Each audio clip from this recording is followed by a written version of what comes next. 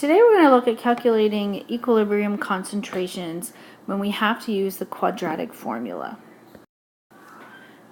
In our previous examples, when we were looking at calculating these equilibrium concentrations, in our first example we had an equation that was a perfect square.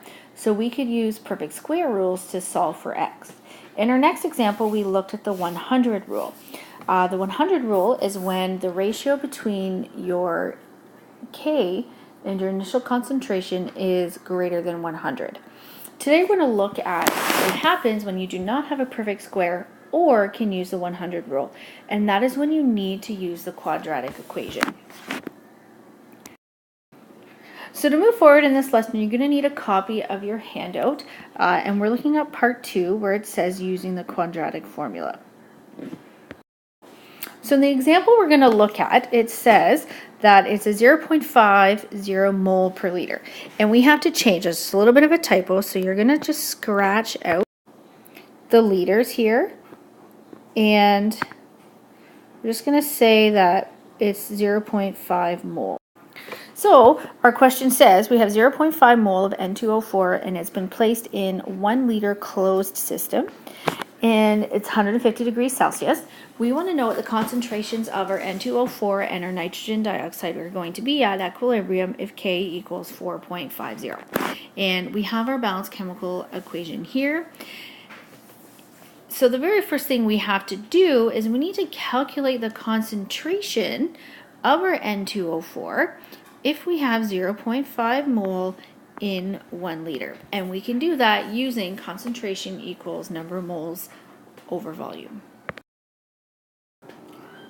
So if we do our math, we see that the initial concentration of dinitrogen tetroxide is 0.5 mole per liter, and we know that by dividing 0.5 mole by 1 liter, we're just going to get the same number, 0.5 mole per liter, but we still have to show our work on that. And then our concentration of our nitrogen dioxide right here is 0 mole per liter because we've started with none of that in our flask. So our next step, just like before, we need to determine the direction our reaction is going to shift. So there's two ways to look at figuring out the direction the reaction is going to shift. We can calculate Q like we've seen here, and our Q is less than K, so we know that we're going to shift towards the products, or right. The other way is that you can simply just state, since the initial concentration of NO2 is 0 mole per liter, the forward reaction is favored.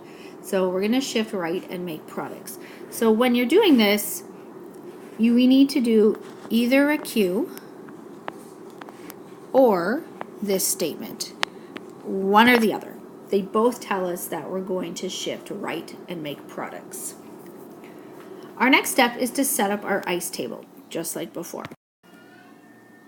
Okay, so our initial concentration of N2O4, we know we calculated is 0.50 mole per liter, and we're starting with 0 mole per liter of NO2. Because our reaction is shifting towards our products, which we determined up here in step 1, we know that we are going to lose reactants and gain products. So we have X's there, and I missed our 2 in our reaction up here, so we know that we're going to have a 2X here, and it's going to be plus. So then our concentration equilibrium for our N2O4 is going to be 0.50 subtract X, and our equilibrium concentration of NO2 is going to be 2X. So now we need to take these values and sub them into the equilibrium expression, which is going to look like this. K equilibrium equals concentration of NO2 squared divided by concentration of N2O4. So then we sub in our numbers, and I'm just going to do it to the right for space, and it will look like this. So a look at this tells us that we don't have a perfect square. So anytime you do not have a perfect square, always check for 100 rule before you start using the quadratic formula. So if we check the 100 rule, we put the concentration of the number, the quantity on the bottom, divided by k, we get 0.11. This is not greater than 0. So this means that x cannot be ignored in the denominator, so we need to use the quadratic formula. To use the quadratic formula, we have to take our equilibrium expression and rearrange it into the form of ax squared plus bx plus c equals 0. So the first thing we're going to do is cross multiply and take that 0.5, subtract x, and bring it over and multiply it by 4.5.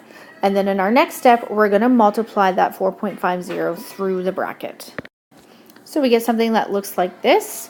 Then we're going to bring that 2x squared, and we're going to actually multiply that squared through the bracket. There should actually be brackets here and here still. So multiply that squared through to that 2x and bring it over to the next side or the other side. So there's that 4x squared. So if we bring it over to the left side of the equal sign, we have to subtract it from both sides. We end up with something that looks like this. Then we're going to do two things. We're going to multiply everything by -1, so we can get rid of this negative in front, and we're going to bring this 4.50 times x in front of the 2.25. Okay, so that's our equilibrium expression rearranged into ax squared plus bx plus c equals 0 form. So now we have to take these values and sub them into the quadratic formula. So this is our quadratic formula, x equals negative b plus minus square root of b squared minus 4ac, all divided by 2a. So when we look at our rearranged expression, our a term is right here. This is a. Our b term, right here, this is b, and our c is right here. So now we sub them in and we get something that looks like this. Okay, so there it is with everything subbed in. Our A4 right here and right here. Our B positive 4.5 here, and here, and our C is there in yellow. So I just want you to pay attention that that negative sign in front of the 2.25 has carried with it. So once you have these numbers subbed into the quadratic formula, you just have to work through the math and solve it. My recommendation is to put this whole expression right here in your calculator and do it all at once. And if you do that, we end up with x equals negative 4.0 plus or minus 7.5 divided by 8. So because we have this plus or minus here, we then have to solve for x twice. So x is either going to be negative 4.5 plus 7.5 divided by 8, or negative 4.50 minus 7.5 divided by 8. So you have to do the math on that for both of them. So if we do the math, our possible x's are x equals 0.735 or x equals negative 1.50. So we have to go one further, and we have to substitute this in to one of our equilibrium concentration expressions in order to see which one is going to work. So if x equals 0.375, then the concentration of nitrogen dioxide, which is 2x, is going to be 0.750. If x is going to equal negative 1.50, then the concentration of the nitrogen dioxide, which is 2x, is going to be negative 3.0. we know that we cannot have a negative concentration.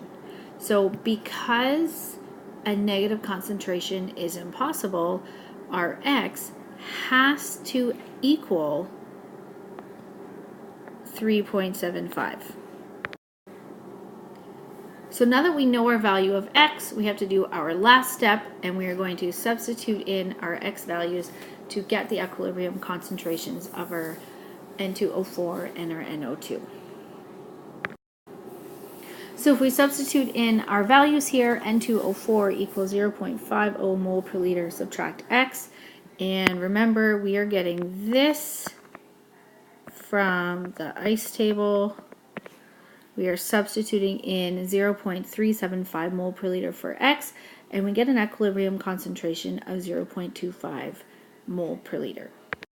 If we do the same process for the nitrogen dioxide, we get a concentration of 0.750 mole per liter.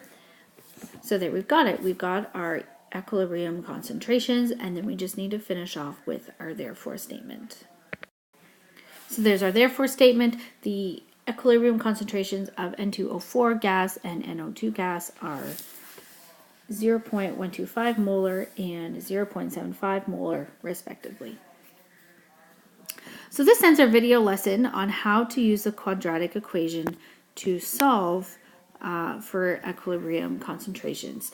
Just remember, always check for perfect square, then check 100 rule before you use quadratic formula. Quadratic formula will always work, it's just time consuming to do the math. So that's the end of this video lesson.